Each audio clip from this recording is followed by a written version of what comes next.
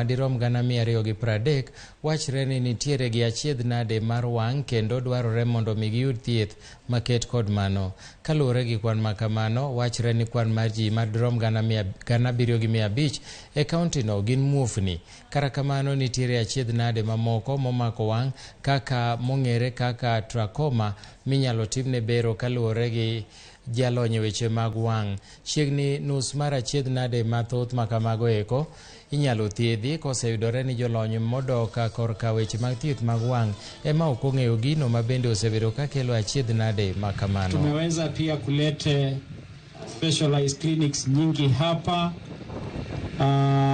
mambo ya cancer screening, blood transfusion center, HDU, ICU. Leo tunaongeza kliniki ingine muhimu ya mambo ya afya kwa kuanza kujenga hospitali ya macho ya Kajiado Referral Hospital. Hatua hii inatusaidia kuelekea kufikia lengo letu ya afya bora kwa wananchi,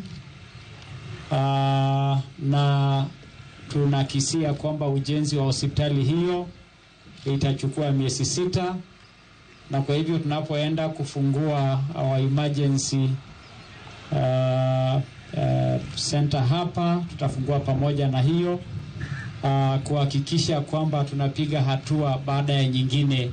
Leo tuko Kajiado County kucelebrate World Sight Day, kuambia watu wapende macho yao.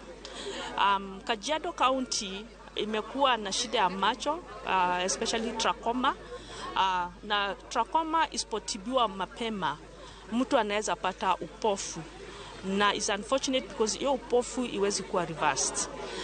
Kuna magonjwa mengine ambayo tunaweza zuia upofu kama cataract, ambapo through surgery tunaweza pata matibabu na upofu imalizwe.